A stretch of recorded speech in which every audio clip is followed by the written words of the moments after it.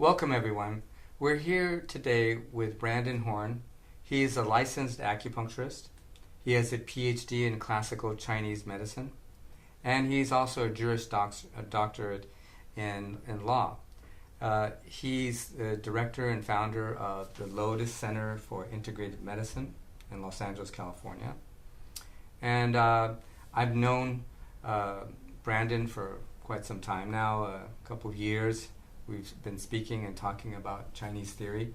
And I'd like to add that he is also an instructor at UCLA Hospital and USC Children's Hospital as well. So Brandon, we were talking earlier about some of the things that really you're passionate about in Chinese medicine. It was really interesting what you were saying. From a philosophical point of view, what's useful in today's society compared to, say, 2,000 years ago. And I really like what you were saying about how we need to pay attention as practitioners and as the public, as parents, to what's happening in today's contemporary, modern, polluted society. What do we need to pay attention to today?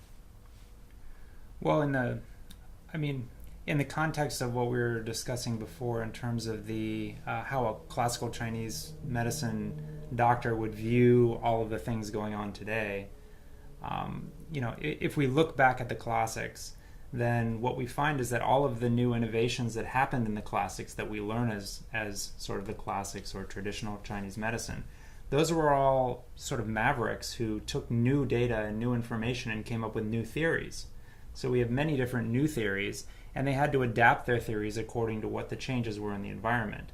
So all the way up to, even in the Wenbing tradition, which is not very long ago, a few hundred years ago, and then in that tradition, they essentially said, okay, well, this idea of cold isn't going to work right now because everybody's dying when we're using this theory and these formulas. Let's change it over. It's actually everything's coming from heat. And so now we're going to use cooling and cold herbs instead of just using warming herbs primarily, and these kinds. It's a little bit of a simplification, but it's the same idea. And so nowadays, we're in this same sort of situation where we have all of these new insults coming in, and the environmental insults. In the past, there was a type of evolution that would happen, and it would happen on a somewhat gradual basis, right? But now our environments are being infiltrated with so many different insults at the same time that it's a whole new, paradigm, a whole new ball game, and we really need to, go beyond just the tools that we had back then to take a look at how we can, manage with these things. And so it is necessary, even to follow in the tradition of Chinese medicine, to begin incorporating a lot of the newer technologies that we have available to us to help us, with our diagnostics, to help us know what's going on. Because, for example, what damp heat might have been back, 2,000 years ago may be very different with what a damp heat presentation is today. So what you're saying is like the kind of thing that the treatments and the modalities they had available at that time, we have a lot more available today. In other words, a lot of Chinese medicine we think of as limited to acupuncture and herbology. I agree with you. I mean, if Shen Nung were alive today, what would he say about all this? Sure, I'm sure he would be tasting every pharmaceutical that there was as well, not just the herbs. I mean, he was interested in what substance could do to produce some change in physiology. And so, I agree with that. But I do think I don't want to minimize the effects that acupuncture and herbal medicine can have. As a matter of fact, I think herbal medicine, I feel acupuncture is an extremely powerful modality. Now we're learning more and more about how it's working, and we're able to tweak it. And I actually find some of the studies that are being done to be interesting. I've learned things that I would have never come up with that someone thought of and tested out. And then when I try it out in my practice, it's actually worked. But with herbal medicine, it's really fascinating because, as the world has evolved over time, acupuncture needles aren't going to evolve over time, but the herbs do. And the herbs will evolve with the environment. So, for example, one of the things that I always recommend to my patients is that they try to eat locally, right? And there's all this, local movement and all that. But the reason that I'm using to eat locally is more because the local foods, it's the same as locally grown herbs. They're more adapted to the environment you're living in. And so this is going to help you overcome a lot of the problems. So it's not just about, oh, well, there's this herb, I'm going to import it from China. Well, it may work better in China because it's adapted to that particular environment. So there's also a movement in Chinese medicine where they're trying to grow Chinese herbs in the U.S. in a variety of environments here. And we'll see over time if that produces stronger medicine. So far they're doing that even with ephedra, since you can't import it, but you can use it in California. That's a very good point. I mean, we always have to question the quality if it's grown in China. I mean, the Chinese themselves question the quality of their own, homegrown, herbs because of the vast pollution there, right? Yeah. And I remember early on in the 80s the scandals that were like, every month around contaminated Chinese herbs and so forth. So, and in this area of perinatal medicine, we have to be especially careful. Now, can you talk about that? In other words, we're seeing a crisis. A lot of midwives are telling me, look, my patients are coming to me and say, look, my baby's blind, my baby has all these problems. I thought because I came to you and I had this amazing natural birth that everything was going to be right. We eat perfect food.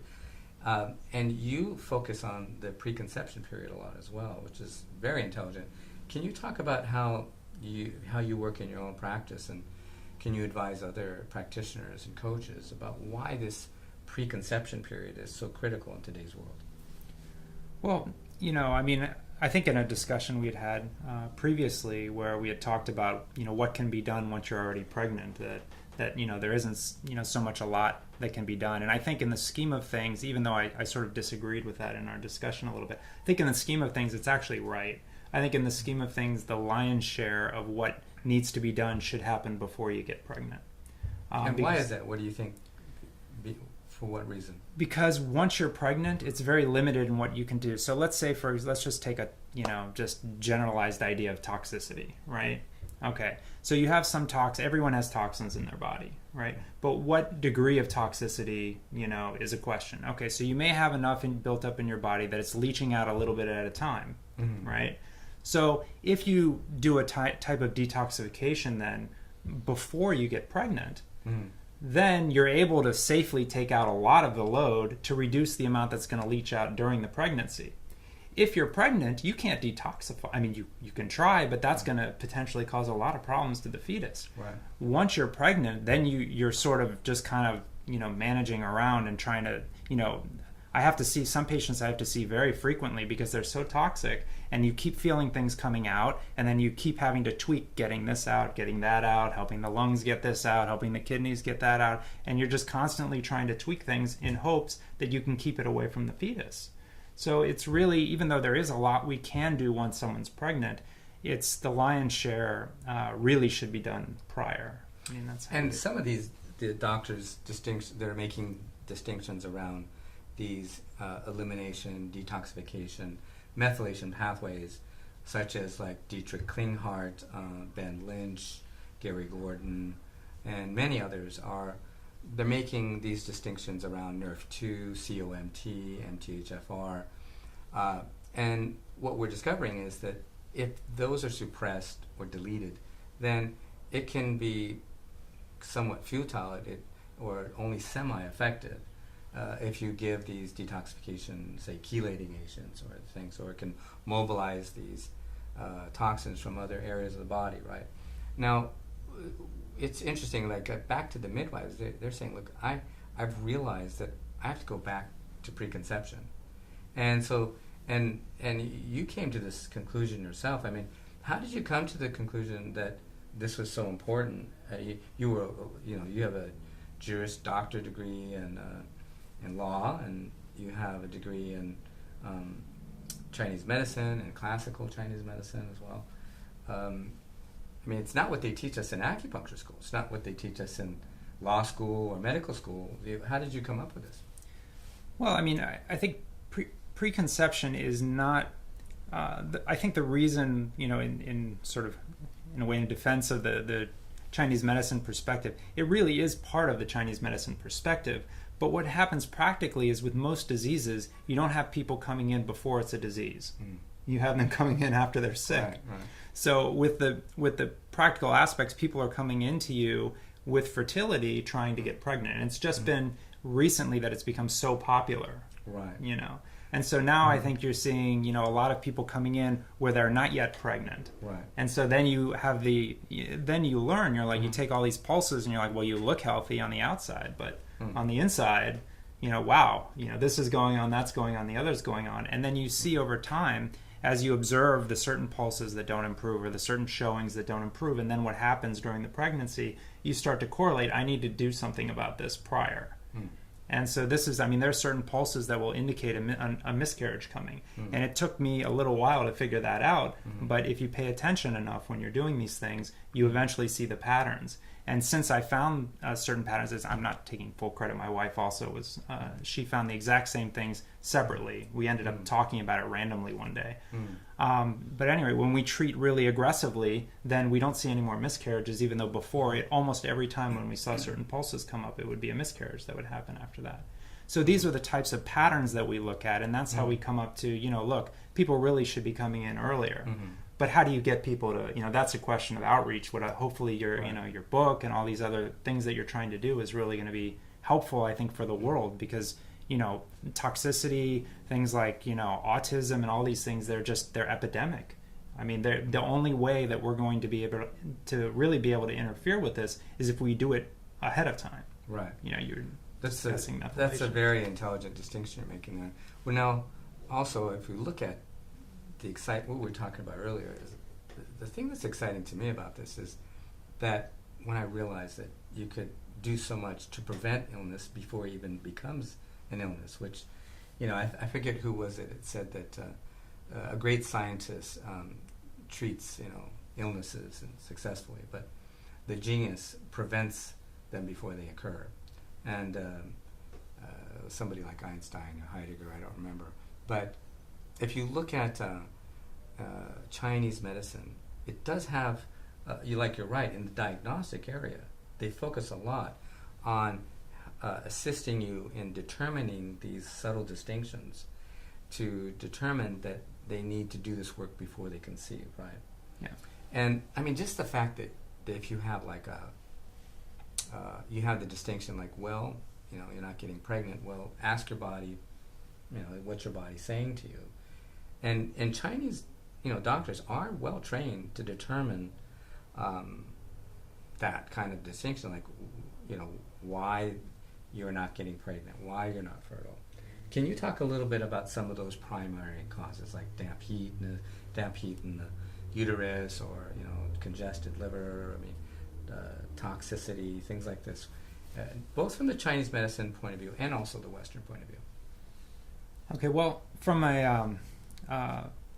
the standpoint of either Chinese medicine or not, I mean, the basic thing that I do is I just look and see what this person's coming to me with, right?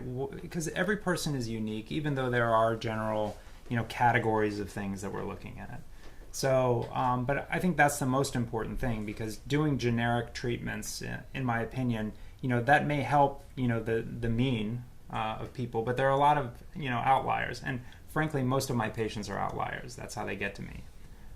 So I see a lot of that type of thing. I'd say within a more sort of Western perspective, you can look at what the usual suspects are, right? Usually environmental toxins of some sort, emotional factors, and then infections. Those are probably the biggest. And so essentially, how you would differentiate, then the question is differentiating what that toxicity is and how you're going to address it. And so from a Western standpoint, you know, a lot of people like running various types of lab tests. So maybe you want to do, you know, some people, and there are all kinds of arguments about which tests are better or not well and how they do them, hair analyses, or, you know, doing fat biopsies, or, you know, checking the stool, checking the urine, checking the blood. You know, everything has its advantages and disadvantages. I personally like Chinese medicine the best in terms of figuring out where to look and what types of testing to run. So what we would do is, or what we do is we go a lot off of pulses. So if you have some issue in a particular area of the pulses, then you're looking at what that area typically does. And then you're going to focus your even if you're going to run lab tests, you're going to focus those on that area. So maybe it's something to do with, I don't know, your kidneys, the kidney pulse is there. So say you have a rapid kidney pulse and it's a little bit choppy. Well, we're going to be looking pretty hard into either toxicity or STDs, depending on what other pulse configurations, if you feel it's divergent meridians are active or you feel various other things are active, you may focus more on infections. So then if I focus on infections and we have them do the standard STD tests, which are primarily urine and blood, something like that, and it doesn't show anything, I will literally send people out for biopsies. I will have them keep going until they find it because I'm sure it's there. And this is, of course, after I've tried to treat it and it hasn't gone away necessarily as quickly as I'd like it to. Because as you know, there are certain things that just don't respond immediately. It's not like just because you figure something out, I know this person has damp heat and I'm going to be able to get rid of it every time. I get really tough cases, and these are, we have doctors who send all their resistant organism patients to us. So we get tons of patients that don't respond to antibiotics. And keep in mind, a lot of the antibiotics come from herbs. And so they're resistant to some of the herbal antibiotics, so-called, as well. And because all of these herbs are available, it's just like, it's funny, in Mexico, I guess, they have antibiotics available over the counter, right? And so they blame a lot of antibiotic resistance happening because people just take antibiotics for everything. Like it's, whatever, it's just like candy. But here, it's the same thing with herbs. Herbs are available over the counter for anyone, and they start taking these things, and their bodies develop resistance because they don't prescribe herbs the way they're supposed to. Herbs are supposed to be modified, right? So that you don't develop that kind of resistance. But they don't do that. So now things like yin chow san, because it's so popular now, there are a lot of organisms that are resistant to that. Some of the UTI formulas, some of the, and this is one of the reasons why I don't use those patent formulas as much anymore, because they don't work very well anymore in a lot of cases. Got it. No, when you get a female patient and she says, say, I get it, I want to prepare preconception. What do you want to accomplish with women before they conceive, primarily? Well, the first thing you don't want to accomplish with women is perfection, because that's a tall order and it never happens. As healthy as anyone can be who's come in and see me, I've never seen a perfect individual, and I don't expect that, and that's not my goal. Right. But when you see something that seems relatively more extreme than it should, that's when you go in and say, well, look, we need to really focus on this. So, what we do in our practice, we used to do a lot more testing than we do now in terms of lab work and all these things. So I have a lot of experience with it. But after having so many, heavy metal tests and so much lab work and all these things, and then we're correlating them so much with the pulses, I know with about 90% confidence whether this is, some test is going to pan out or not. So we don't do as much anymore. And it wastes a lot of their money and resources on their tests. It does. Some of these tests are $1,000. You look at, the Nutrival test, unless their insurance is covering it, they've got to shell out $1,000 for that, test. And that's going to tell you what their fatty acid balance, a couple heavy metals in there, some amino acids. I mean, a lot of useful information, but it's still, and then you may not find what you're looking for, and then you've got to dig more. And this is where Chinese medicine is wonderful, because you can say, okay, I know this is something, if it has to do with the digestion, you may say, okay, well, I really want to look at Nutrival. I want to see what portion of the digestion, or I really want to look at a stool analysis. I want to see why their digestion is messed up. And so you can really target, your treatments. And you can do that. You don't have to necessarily be able to take pulses. You can do that, you can look at tongue and all that, but you can also do that from a careful history taking, right? You can. What about perfecting? I shouldn't use the word perfecting, but like like optimizing a woman's menstrual cycle so she doesn't have any symptoms. Is that seems like a realistic goal within the treatment modalities of Chinese medicine? It is. I'm actually, maybe somewhat infamous in the Chinese medicine community regarding that. A lot of the Chinese medicine fertility community likes doing the, measure your basal body temperatures and treating off of all of that. Which is useful. But. It's useful. It's a useful tool. But what, I tried that. I did that for a little while. And what it did is my patients became neurotic. They would check all the time. And then if their cycle wasn't exactly right, they didn't get the right temperature change and all that, then they'd come back to me and blame me for it. And I'm like, look, I'm trying to work on stuff here. We can't. And so trying to micromanage their cycle caused emotional stress, And also then I researched even more and found that actually the basal body temperature charts, there was a website that had all these different charts of people who got pregnant. And they were all over the place. There was no consistency. It wasn't like you had to have a perfect chart in order to get pregnant. I couldn't agree more. Okay. Yeah, actually, I had the same exact. You had the same experience. But see, because if you don't, what do you think? Do you need to do these foundational issues first, and then these things kind of balance themselves out anyway? Exactly. After you do those things, right? Is that what you find? Exactly. So, yeah, that's. But in our society, though, it's so common for women to have some kind of menstrual irregularities or symptoms that they have a strong belief in it. Do you find that it's like, my mother did it, my aunt has it, my sister is like this, it's just the way it is in our family? Yeah. There's a lot of belief around it. There is. And frankly, sometimes it's true. Sometimes that's how their menstrual cycles behave. Yeah, absolutely. And really what I found is that when you change the focus and you really, it's funny because I'm considered to be a fertility specialist. Yet my practice, I actually don't do anything specifically or not much specifically for fertility. I'm dealing with all these other things that are, because naturally it's pretty much your genetic mandate to reproduce. Your body that's one of the most important things biologically for you to do. And so your body's going to try to guard it as best it can and to restore it as soon as it can. So this is why when we take things, if we go and focus on what's wrong with the person, the fertility comes back automatically. I can't tell you how many patients we have getting pregnant all the time with crazy stories. I mean, literally insane stories. And I didn't sit there and try to, regulate their menstrual cycle or do anything, particular like that. Yeah. So do you find like that taking their mind off the worrying, the anxiety, the whole stress around it, and they can get very like neurotic, as you say, obsessed, and they're just kind of taking their mind off of that and relaxing. It helps a lot. Oh yeah, definitely. Now I don't think that the infertility is largely caused by stress. And I don't think acupuncture works by reducing stress. I think that's been disproven even. It actually increases stress hormones in some cases. But at any rate, I do find that that working from that perspective, from the perspective of, okay, we're going to get at the root of things and, not really get too emotionally caught up in each cycle or whether I'm pregnant this cycle or that cycle. I like to have people take a longer term approach to it.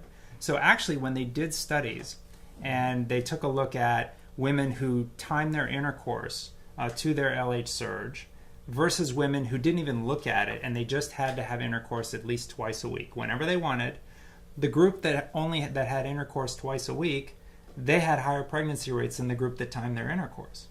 And I always tell my patients, even from personal experience, both of my children were conceived on cycle day 5. I know this because we were traveling, we were lecturing in different places. Unfortunately, we were only able to get together on one specific day, both of those times in those months. So I know exactly what day it was. Now, physiologically, my wife has regular periods, 28-day cycles around there. There's really no way you could say that she ovulated at day 5. And there's really no way that we could say that my sperm is so great that it lived for 10 days or whatever it was, 8 days, whatever it was inside of her. I think the maximum that they've documented is 5 days for sperm, something like that. So my whole point is that I found that if people actually just pay attention to their own physiological signs, their own libidos, and if they don't have any libido, that's a problem. A lot of people don't leave space in their lives for libido. They don't leave space in their lives for relationships. And this is also a part of the healing that people need to do before they get pregnant, because it's not going to get better once they have a baby and they get pregnant. Great point. It's going to get worse. Now, do you think like in Taoist sexology and Chinese sexology theory, they talk a lot about that particular matter? They're saying, when you enhance your sexual drive and you have more qi and you can direct the qi and so forth, and also you have deeper, higher level, intense orgasms that theoretically you can spontaneously ovulate. Is there some evidence of that in Western medicine? My cousin is a relatively well-known perinatologist. So I was having this conversation with him, not on Taoist sexology, but just about ovulation. I was telling him about, how did we get pregnant on, day 5? And he said, well, actually, he said, first of all, we don't usually sit there with, an ultrasound watching what's happening during intercourse for humans. It's not typically how we do research. Right. But in animals, what a lot of animals did, he said, is that they spontaneously ovulate on orgasm. And it can be that the orgasm, he said, we obviously don't know as much about reproduction as we think we do. Because look how many people practice the rhythm method and get pregnant. Look at how many people, right. It's not happening. It's not like this ideal time and everything. It happens that way for everyone. Right. So that was one of his things that he said. He said he would guess that orgasm is one of the things that can induce ovulation. If you have strong orgasms, then it can create that yang energy, of say in Chinese medicine, that can burst open a follicle, whether it's fully mature or not even. You could potentially open that up that way, and then you can see how a pregnancy could happen through that. So I would completely agree with that. Well, cool. I mean, I also agree with you about that, around charting the FSH and the LH, and these things are important. However, one of the things I just say is like, look, let's handle some of these foundational issues, because then we'll see what's happening after we get these basic things done. And I did find exactly what you found, is they actually can get really obsessed and neurotic about it, to the point of it being unhealthy for them, actually. And not fun. Yeah, not fun. Get over here, I'm ovulating right now. Get over here, I don't care what you're doing. It was like, you really hear was that stuff. I was told some a patient movie one time that she's ovulating now from the pulses, and she literally called her husband up right on the table. I don't even like them having their cell phones next to them. So, anyway. Oh yeah, I mean, there's some movie I think it had that, and it's something like that. It's quite hilarious, actually. But so now let's go into like other things that you would recommend you'd want to get a woman to accomplish in the preconception period before she has a baby. Okay. I'm trying to think what I've already like liver function, endocrine function. Okay. So basically from a more technical standpoint, we want to look at primarily the kidneys and the liver. So if you're looking at pulses, right, you're going to look at, you want to make sure that she doesn't have thin pulses in the kidneys, and the liver. And why are we focusing on the kidneys and liver? Because I could tell you every organ's important, which it is. But the reality is if we're looking at a lot of the other organs, if there are longer term problems in the organs, then it'll show up in the kidneys a lot of times, or the liver. So for example, let's say you have a lung problem, and it's enough to compromise your fertility, then you're probably going to have thin kidney pulses, or you're going to have some issue with kidney yang, right? Because the lungs are the mother of the kidneys, and the lungs descend their qi into the kidneys, right? And so you're going to see that, and it's almost like looking at an A1C, an HbA1c, right? Versus a spontaneous blood glucose, right? So you can check your blood glucose, but an HbA1c is going to tell you what that glucose level has been over time. And that's what the kidneys kind of are, you can look at it as kind of like an HbA1c. I know you know this, but kind of like an HbA1c in some. So then, and the same thing, with, let's say we look at the heart, right? So if the heart, you have a lot of emotional problems or a lot of heart fire or some cardiovascular issues, whatever, from creating heat there, well, what is the mother of the heart is the liver, right? So the liver is going to be giving up its energy, its blood, to try to help the heart control its fire. And so you're going to notice these deficiencies in the liver. Now, if you have deficiencies in the liver, it's going to cause hormonal deficiencies and hormonal issues with cycles and all this kind of thing. And you probably will miscarry. I mean, the liver is where you'll see a lot of miscarriages showing up. But with the kidneys, if you have a deficiency, you can have an okay liver, because the liver is being replenished by the spleen, for example. The liver's blood, it's getting it from the spleen's production.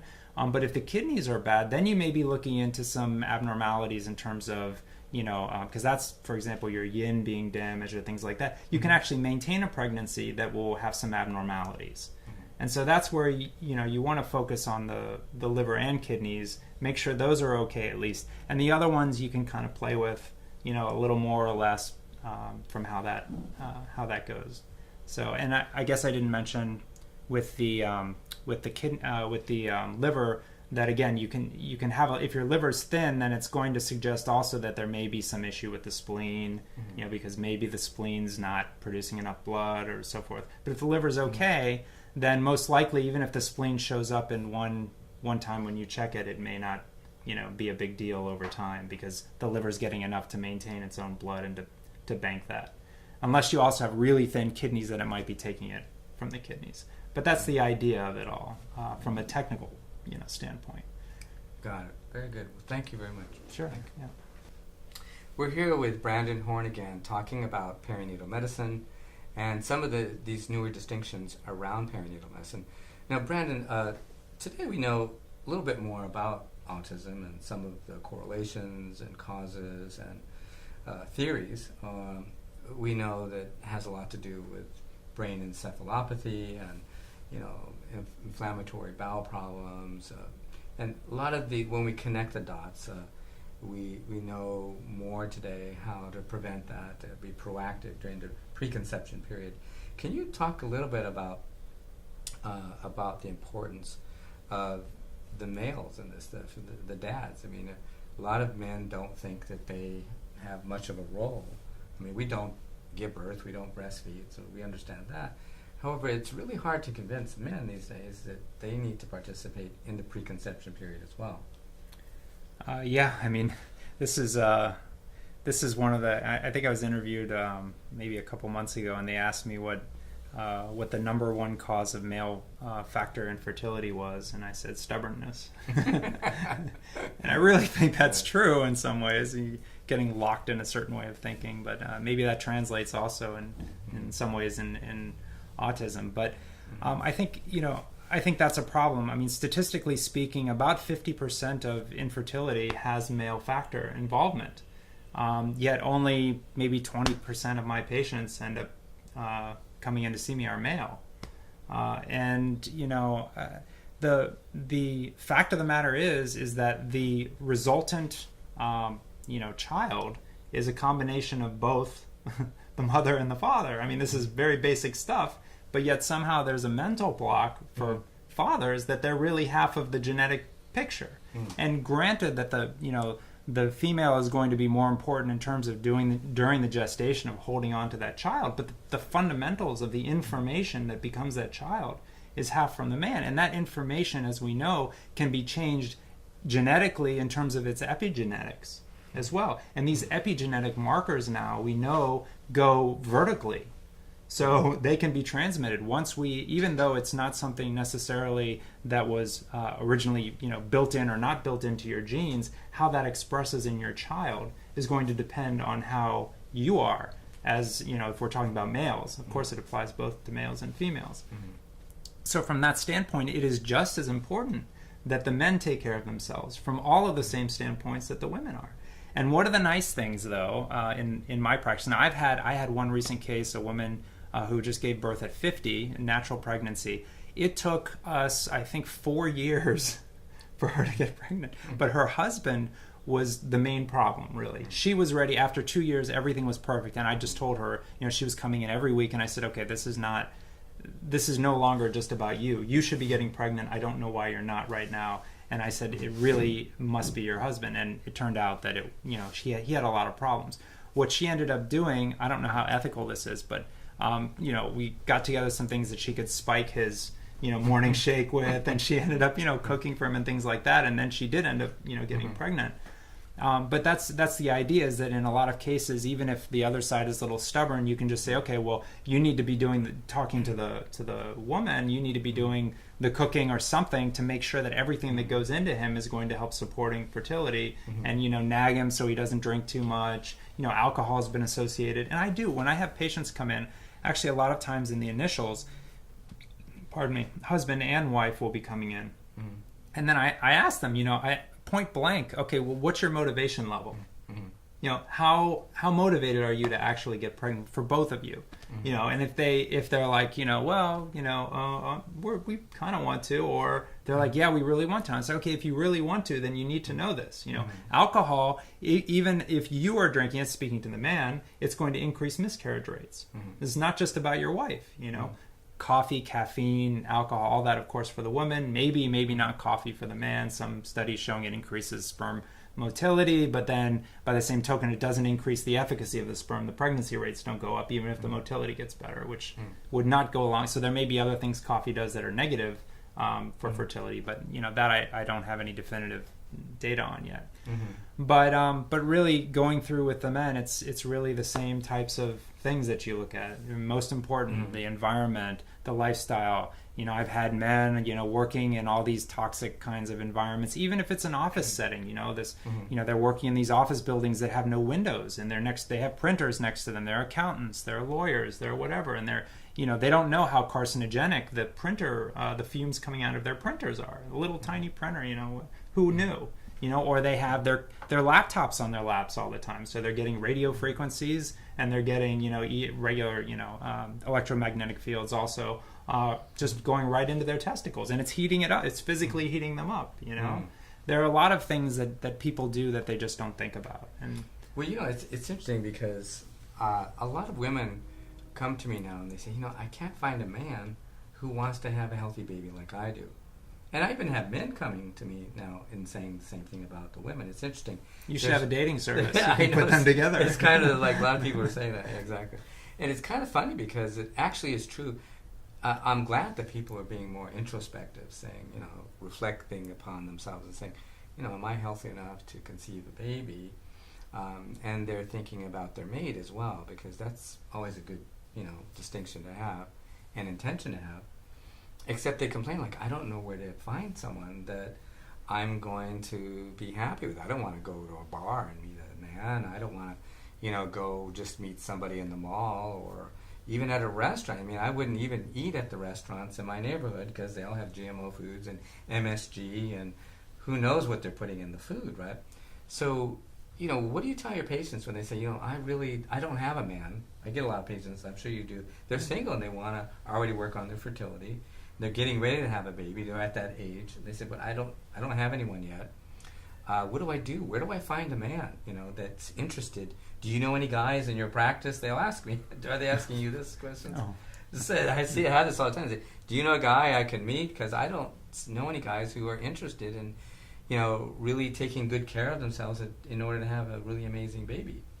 Yeah, I see that there are a number of guys, but you just, who do. I do have 20%, which is a good amount of guys in my practice. But, the reality is for me, in my experience, most of my patients who are single, they're using donor, or the lesbian patients, they're using donor sperm. So, and then they're getting, young guys. Of course, with the new data, not too young, because I saw a study that just recently came out that children have higher autism rates. Adults. There are higher autism rates where the father is, in their early teens. Yeah, that's been all along the statistic, right? Is that what it has? I just saw this study recently. What do you think that's due to? It's a very interesting question. I would be thinking out loud right now because I haven't sat down and thought about it. I don't either. The only thing I could think of is that maybe we develop, because we're producing our sperm in real time, we keep developing that part of our neuroendocrine system. It just is always developing. Because men are late developers. Many men don't reach full maturity until they're 28. Maybe that's it, is that in the old days we matured much faster because of the environment. It forced us to mature much. We talk about epigenetic influences. Now you're protected, in your home with your parents until you're whatever in your 20s. Well, maybe it's because also one theory I had was that, women are born with all their eggs. They have them when they're 5 months in their mother's womb, right? That's actually being potentially challenged now. Is it really? Yeah, interestingly. Well, let's talk about that too. But I would, if you look at the fact that women don't produce necessarily more eggs, right, later on in life, and men are always producing new sperm in real time, one is more yin, right? And it's actually, it's kind of getting depleted as they get older, and women. And so, like, when we're like teenagers, you remember, like, you're in junior high school, how intimidating it was. You're still kind of small, and all the women are sprouting up, and the ones you were dating before, like in love with, all of a sudden they're way taller than you. So scary, frightening times in junior high school. And every boys have to go through this era, right? And then you kind of gradually catch up later on, and you're fine. You get your confidence back in college again. But there's that developmental. There's a big difference in how men and women mature. Women usually are full grown fully develop by about within 1 to 2 years after the first menstrual cycle. Yeah. But if you look at today, I mean, what does it mean when they're, for instance, so many girls are having periods so young? I'm throwing a lot of questions at you at once, but.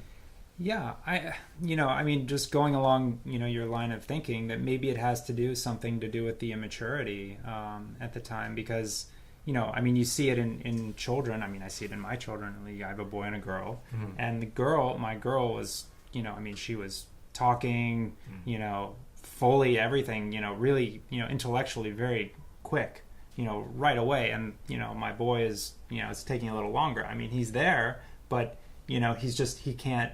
I think on average male brains develop slower intellectually than women's, but physically he was at a much more advanced place, what he could accomplish physically than she could. And I think perhaps that type of slower to mature concept is what comes in, because if you look at autism in some ways, it's a failure of a maturation thing to happen, right? Mm-hmm. So it's getting stuck in a place that doesn't go over and complete that maturation, and due to maybe too much fire, too much yang not turning into yin, that kind of thing. We could sort of guess about it, but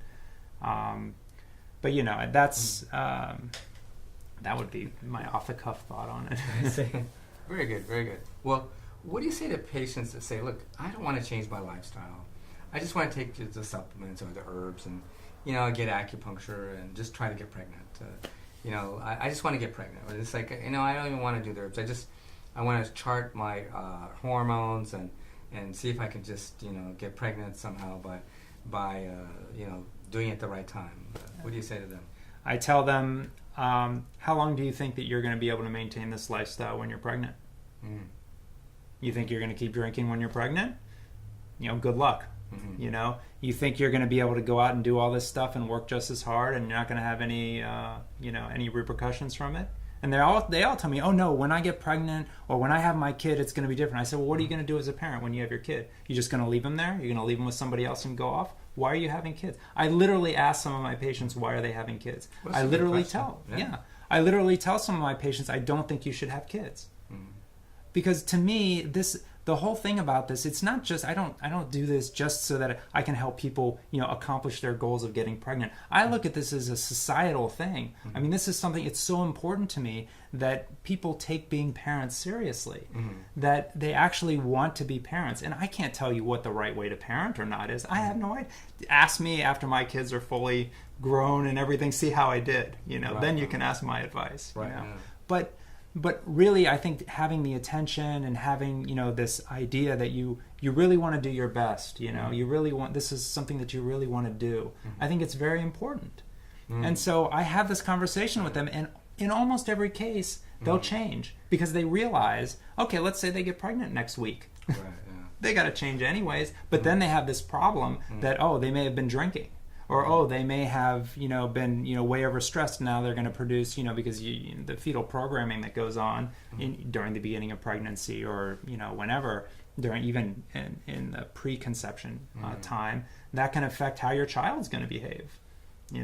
Are you going to have a really aggressive child who's going to cause you a lot of problems and your society a lot of problems? In old Chinese tradition, they were always like, "Oh, you can never tell a pregnant woman anything bad. Always keep them really happy and serene and all that." Why?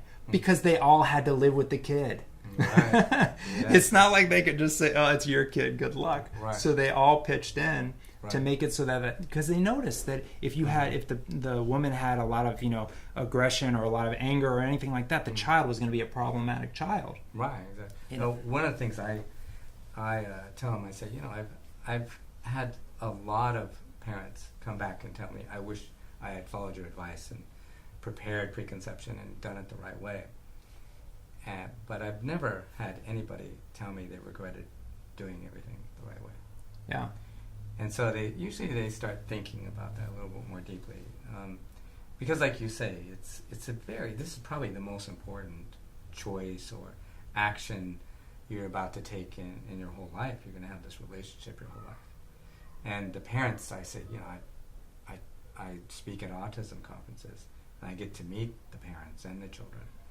And one of the things they always tell me, they say, please tell all parents, don't do it like we did. Don't have any blind spots. Figure everything out before you can see. We're here with Brandon Horn again, and now we're going to focus on the practice of yoga in the preconception period. And now, Brandon, you have developed a new application or a new distinction in the yoga community, which you call Fertility Yoga, which sounds really fascinating and very effective as well. Can you explain to everyone what this is, what new distinction this is in terms of the practice and the effects you're seeing as well? Okay. Yeah, I mean, fertility yoga really it's something that we designed. It started out basically where we had patients who have certain things happening in their bodies, and obviously acupuncture and herbs are not enough to cure everything, as you've said numerous times.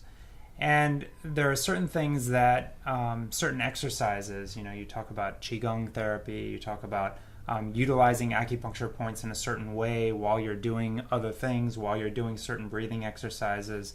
These things can really help facilitate your physiology, and in particular fertility. And over time, we've been giving a number of different postures, and we used yoga because most of our clientele were familiar to some degree with yoga. So we could give a warrior pose, and they would know what we didn't have to go through all the technicalities of everything. And then we would say, and just modify it this way or modify it that way. Modify it while you're pressing on this acupuncture point. And then what we'd see is what happened to them the following week. And we noticed that we were able to change their physiology in a very significant way.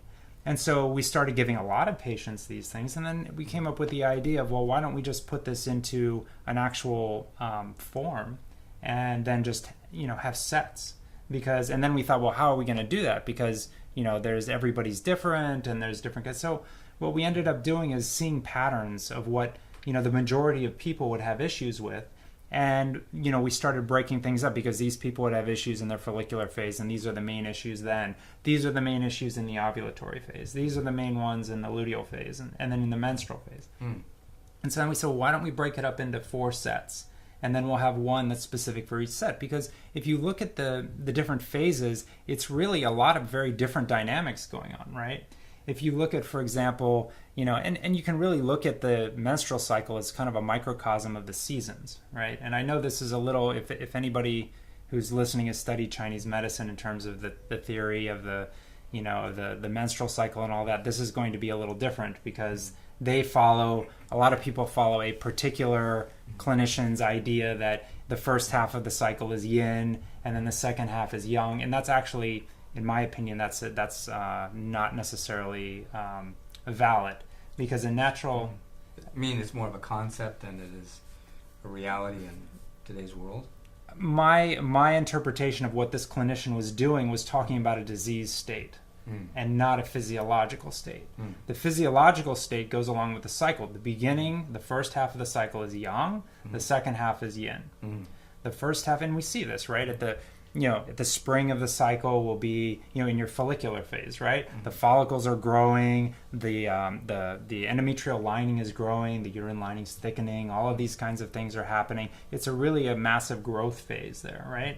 And then we move from the spring into the summer, and then we see all of a sudden you get these spikes in LH, for example, and all this, what we say fire in the fire phase, and all of this, energy coming out where we get to break open the follicles, and then out comes the egg and so forth. So you can see how this goes from spring to summer, and then we go into late summer. Chinese medicine 5-element theory, you go from wood to fire to earth, and in the late summer, this is where it starts becoming a little bit more yin. It's a receptive time, right? And so you're sitting there waiting to see if this, this follicle that the egg that had come out, the oocyte actually ends up fertilizing and then comes in. If it does, then the 5-element cycle reverses, because prenatal is going to be the opposite of postnatal, right? And if it doesn't, then you move on into the fall, right? Fall is where everything dries out and the leaves. And you see in the endometrial lining, right, You end up, your hormones, first of all, your hormones dry out, and then you get the drop in hormones, and then the endometrial lining starts, to regress like that. The blood vessels start pinching off, and then you end up, getting your period. And that's the water phase as the menstrual cycle comes out. So that's really the 5 phases. Now, we broke it down into 4 phases because practically speaking, if somebody's, getting pregnant there, then it's, we're focused on the luteal phase, and then we don't need really the metal phase where things are dropping, because then they get their period and we just go into the menstrual. What I like what you're explaining right now is it's a great analogy for us being a function of nature and being in harmony and sync with nature. Because, the most obvious example, of course, is women are in this moon cycle. They're in sync with the lunar phases, right? And that in a way you're talking about these seasonal phases. And a lot of people in the West, I remember, were critical of Chinese medicine. They say, well, they're just a bunch of superstitious people, and they said there's only 5 elements, and we know that there's at least 85, or and there's these other ones, to the atomic elements. But what do you think about that? Oh, well, that was actually my dissertation on that. I actually used quantum physics to derive the 5-element theory. So, that's what I think that's it comes from a misunderstanding of elements. The word element is actually the wrong word to use. Right. The real translation of the Chinese is not element, it's movement or phase, or different phases of something. It's a very good point. Yeah. By the way, while we're on that topic, it was like, I forget which professor told me about this, but it was from China, but we were talking about this very kind of similar topic. And I know Bob Flaws also was a scholar in this area around the historical basis and development of Chinese medicine into the West, the introduction. Mostly of these scholars were Jesuit scholars at the time. And they translated, what we know today as like, this evil wind, as a kind of in a religious transliteration of what was meant. And because they were religious people, it meant something very religious to them. In other words, if there was demonic people, there's demonic entities inside these people, you might say, and that, for instance, like when they would bleed, they watched people being bled in China, and as you know, they're like doing 1 or 2 drops, right? Depending, and that usually it's not very much. But then Western doctors heard about this bleeding technique, and they saw that people got well. And then they thought, well, more is better, and let's keep bleeding them more. George Washington was killed by his physician this way. And this is recent times. So from the 1400s to hundreds of Hasn't years. Changed much. You're going to have to edit that one out, sorry. They're literally bleeding people to death because there was this mistranslation of what was, like you're saying, with the elements, of what was meant by bleeding and this religious interpretation of evil wind or something. Can you talk a little bit about that? Yeah, essentially, here's the thing. What happened is you have to look at things in the context of when they were made. So you're talking about an agricultural society that has a very limited use of language, right? They don't have fancy words that we have now. What they notice is, okay, they call something wind because it's something that they knew could travel between people.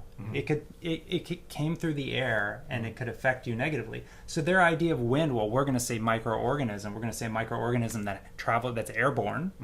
And they'll say wind. And we'll say, well, they didn't know what they were talking about because they thought it was wind. But no, if you take a look and you actually look into what they called ghosts, and if you look at the symptoms and they talked about the worms and things like that, of course we know there are parasites, they could see those, but they even knew about microorganisms, which they called ghosts. So for example, if you look at, chlamydia or some of these, if you want to look at, what's the cat...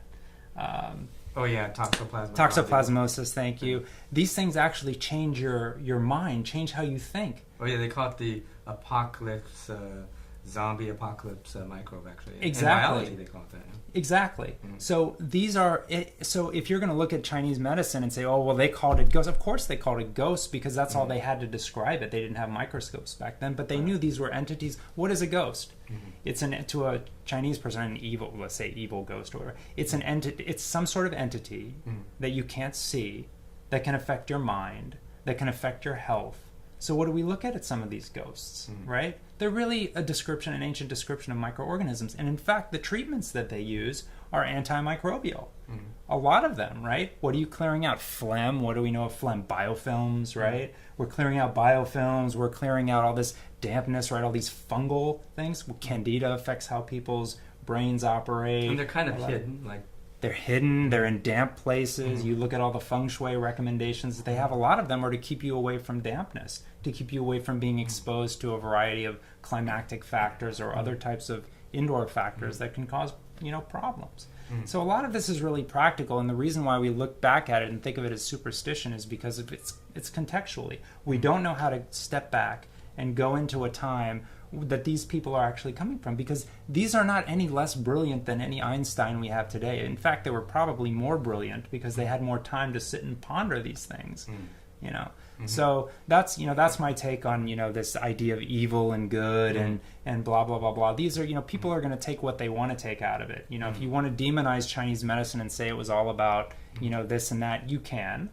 And of course they had shamans around and they had all these other things, but there was a break from shamanism. And in fact, the Neijing, which was thousands of years ago, was a break from shamanism, because before that it's not something you could write down. You just channel things and go into a trance. And I'm not trying to downplay that, right. But in a Western culture it's not really it's not really considered to be very scientific to believe that those things may exist, although it may be changing a little bit now that they have some new collections of data going on about near-death experiences and all these kinds of things. But anyway, those are my thoughts on the evil nature of things. Cool. Now, can you talk a little bit about fertility yoga? Like, what are the benefits you find, and how does somebody find out about it if they want to inquire about doing it? Well, with fertility yoga, so there are 4 different sets. There's a follicular phase set, and that essentially goes on to help optimize your body. And what we did is we made it so that it would address all of the the majority of the pathologies that we found in the follicular phase. And then the same goes for the ovulatory phase, and same for luteal. And so for each phase, it's basically meant to help treat the majority of people that what we found through literally thousands of patients have been the problems. So if you go through and do this, we have this has been on Amazon for a number of years now. I think as of today or something around, there's 80-something reviews on there. A lot of people have gotten pregnant after using them. A lot of people email us, even more than who actually write reviews. They email us telling us, how, they did all these other things and then they started doing this and boom. Do I think it's all the yoga? No, I don't. I don't think yoga is everything. I think it can be a big deal. Exercise and the type of, introspection and focus that this time that you force to take out every day, I think that has an effect on people. But also, obviously the actual poses are, they are going to have an issue. And in fact, there are studies that show if you do exercise that's too intense, you're actually going to be counteracting what's going on. Well, can you talk a little bit about that? We're going to take a break and we'll come right back because I want to hear you talk more about that issue as well. Oh, okay, sure. So here we are back with Brandon Horn in Anaheim, California, and we're talking now about exercise and physiology and how this is important during the perinatal period. Now, we were talking a little bit about excessive exercise, like extreme athletes. This is very popular today. It was a huge fad in the 80s and 90s, like with people like doing these ultra marathons and triathletes and so forth.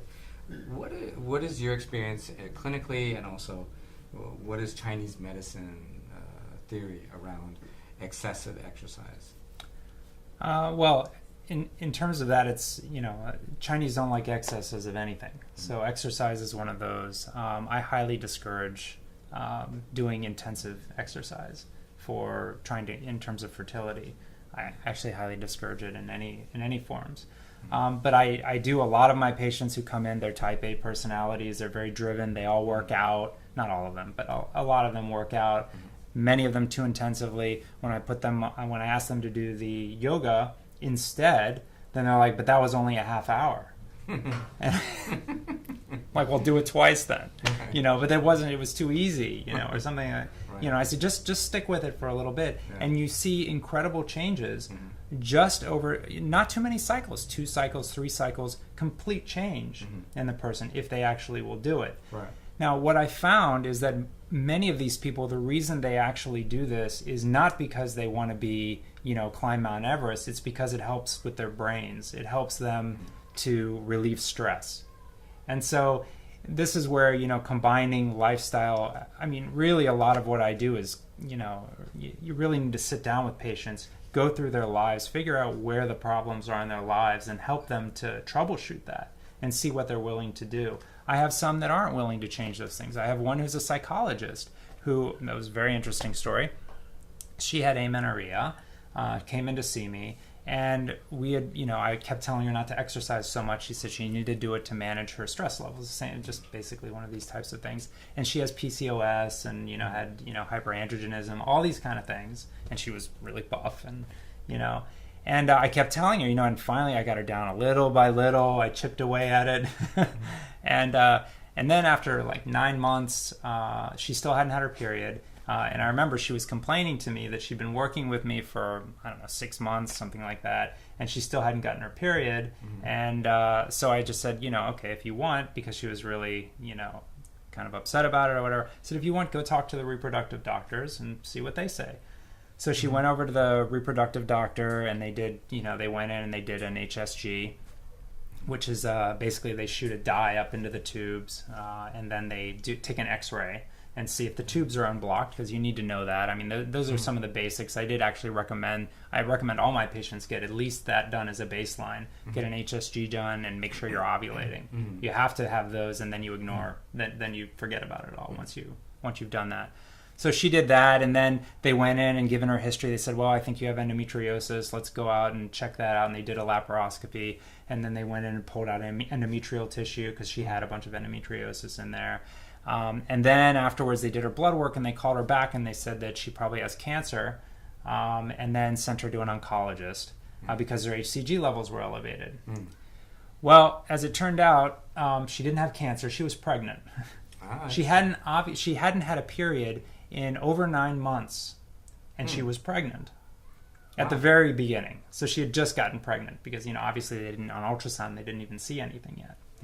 So, it was funny, it's going to be written up actually in a journal, because the physician was just, that's impossible. She said it's impossible because where the embryo implanted was where they were pulling out endometrial tissue. Wow. Yeah. Plus they had shot a dye up there. And taken X-rays and everything, and the baby's now 6 months old, beautiful baby. So it ended up working out well. So my point is that first of all, that it's an example I use of you don't have to have your menstrual cycle perfect for things to work out. You address the fundamentals and things happen. And the other thing is really you try to chip away at people. You don't want to try to be. My advice would be, not in terms of my experience, is not to be overbearing. You tell them why you're making the recommendations, and then slowly you keep asking them, and you tell them, look, this is what, I'm still feeling this. It's going to make it more difficult for you to conceive. Of course, it's going to be more difficult for your period to come back when you're working out this hard. And she says, I know, but I have to manage, my stress levels. So you try to give herbs and acupuncture to help with that, and then slowly they can reduce the amount. So sometimes if you can get at the root at why they're exercising too much, you can cut that down a little. And then the other thing that we have are people who say that they don't have time. And so that's another reason why the fertility yoga is so good, is that we get a lot of really good stuff within a half hour. So would you say you want to do kinds of exercise practices that are nurturing, and you want to nurture the blood, nourish the blood prior to conception, that kind of concept, rather than deplete it through excessive exercise? Well, here's the beauty of it. As you go through in the follicular phase, the yoga is concentrated on basically if you go through and look at it, you'll see that there's a lot of movement going on. There's a lot of yang that you're generating, and you're also doing some detoxification things. So, for example, there's one pose where they do a forward fold, which you're familiar with yoga, and you do forward folds. But in this one, we actually make fists, and they put them over the ovaries before they fold. So it actually compresses the ovaries, and as they come up and down, you're squeezing out a lot of the things that are stuck in the ovaries, the toxins, the various types of blood stasis that can happen from immunological issues, right? CIC, so the circulating immune complexes, those can get clogged up. You see blood stagnation, you see purple under the tongue, you see all these different kinds of things. And the yoga is, with acupuncture, you can't do this. You can't get that kind of a squeeze on an organ, right? You could maybe stab it if you want. There are certain things that yoga, that exercises can do that you can't do with acupuncture. There are a number of poses like this that accomplish these in the follicular phase.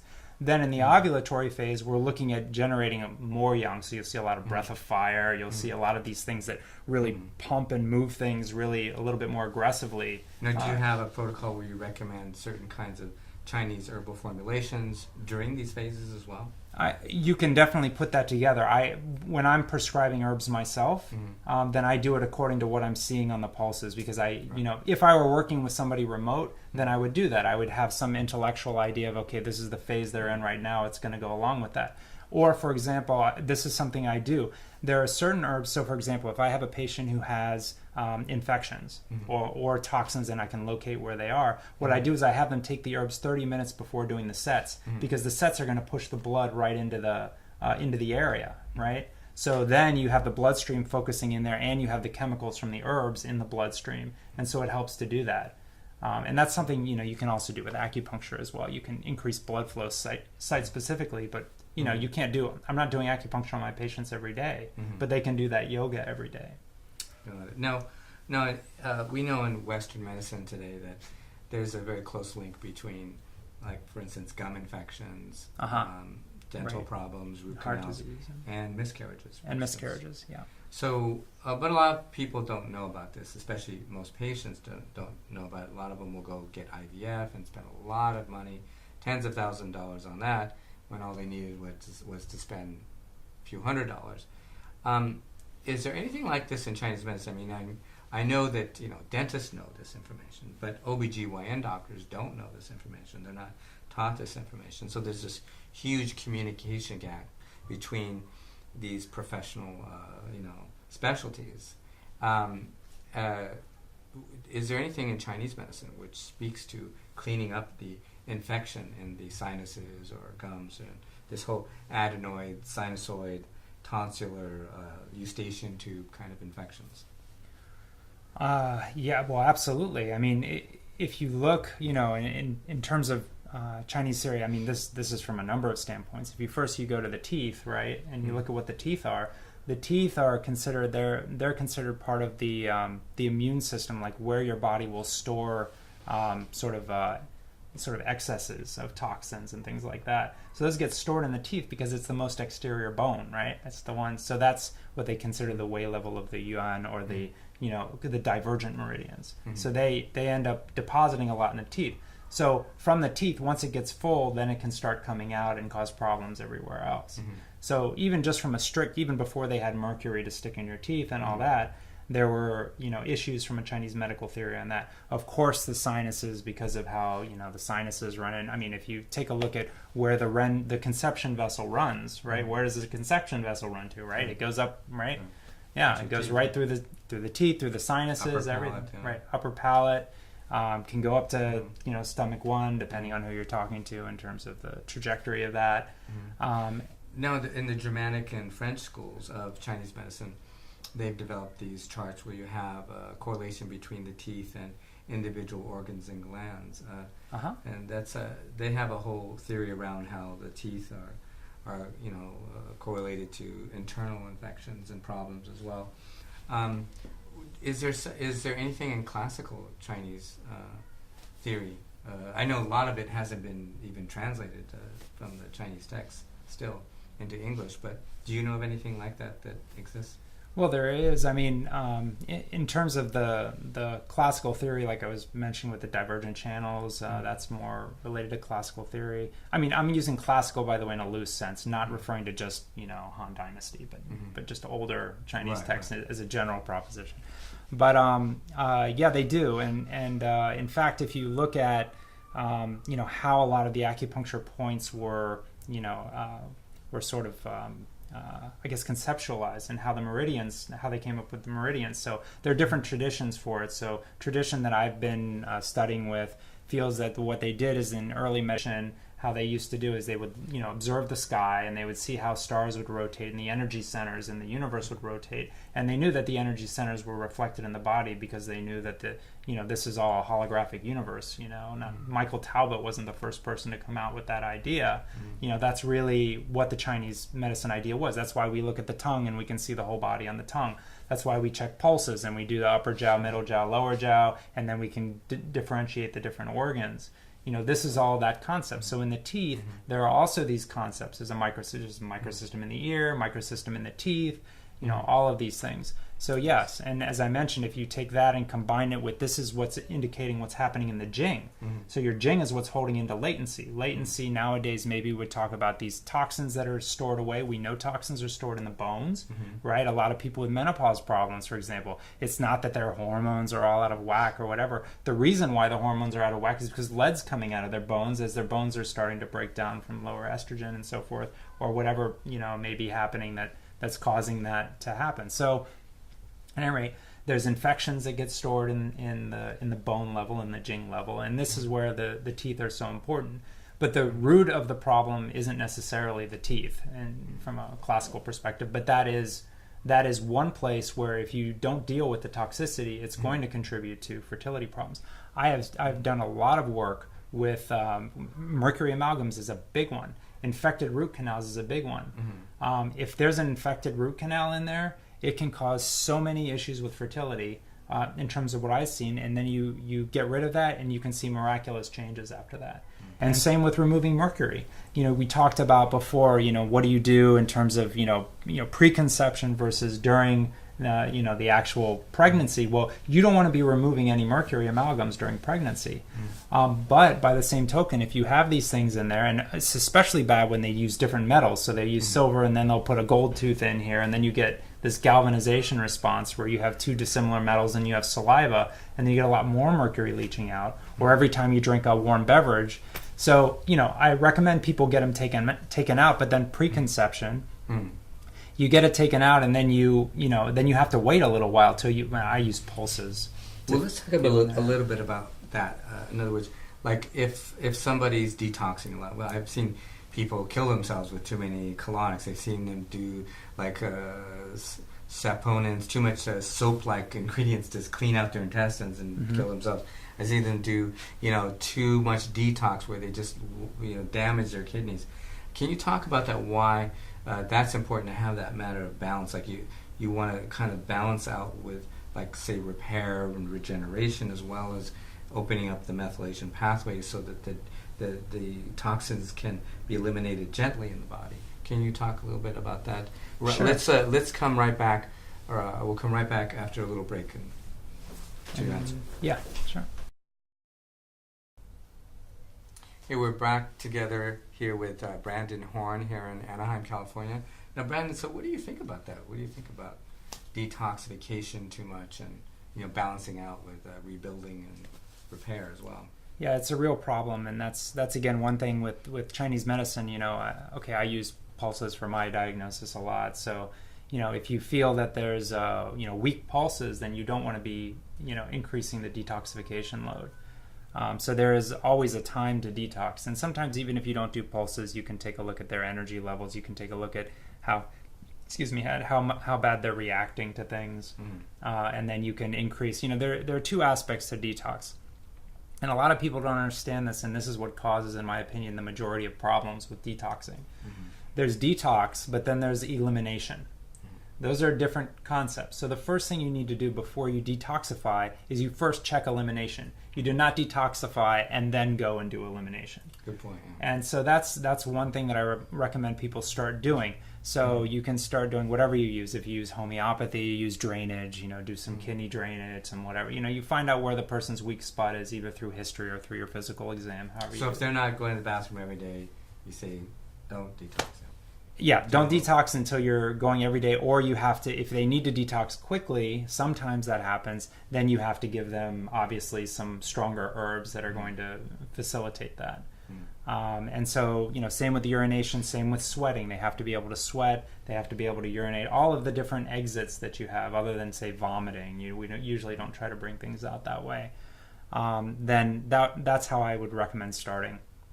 And then if somebody starts to get weak, lower energy, you had mentioned before, I don't remember if it was on camera or not, but you had mentioned with colonics that you had some patients that getting weak after. I've observed that absolutely the same thing. As a general rule, I actually ask my patients to be very careful with more than 3 colonics. I don't particularly recommend colonics, and I will also admit that I have, perhaps don't have enough information about it, but it's just I've observed enough times where people start tanking after about 3 colonics that now I say, well, you can do enemas. If you want to do enemas, you can use, if you're not too sensitive to caffeine, you can use coffee enemas. If you are, you can do, something like, magnesium sulfate enemas, the Epsom salts, these types of things. And that's one way that you can help facilitate the detoxification. But speaking of which, just in terms of mercury amalgam removal, you have to be extremely careful about who's doing this. So, what they need to do is they need to cut a little slit in a dental dam and put it around the tooth so that you have all rubber in your mouth. And most places don't do that. They just drill it out. And then rather than you slowly getting mercury poisoning over time, you get a massive amount that goes right into your bloodstream. You're inhaling it. It's going right into your brain. Right. It's about the worst thing you can do. It's better to leave it alone. Dr. Villarreal, we just interviewed him a couple of days ago. He does that. Was trained by Hal Huggins. Oh, great. Do you know him? I don't know him, but maybe I can get his information. That would be great. He trains dentists to do that, actually, how to properly remove the mercury. It's fantastic. It's good. So, so you have another module, somebody who's talked about all those particular issues. So we're back with Brandon Horn here in Anaheim, California. Now, Brandon, tell me about your experience with, say, morning sickness. What do you think are the kind of causes and correlations with morning sickness, especially in American society? You see this is quite a common occurrence in women who are getting pregnant today. What can they do pre-conception or during their pregnancy to prevent it or alleviate it? Well, in terms of morning sickness, it's actually, ironically, it's not something that I actually treat. The only time I will treat morning sickness if they have, the hyperemesis going on where they can't keep food down. One of the reasons is because, when you're getting pregnant and you have all of this energy that's going upward, and the upward energy is also the energy that holds in the fetus. And so from a theoretical Chinese medicine standpoint, that, what they call rebellious qi is actually part of what's going to be helping to maintain and support the pregnancy. And actually, they did find in some studies, in Western studies, that women who have morning sickness tend to have less miscarriages.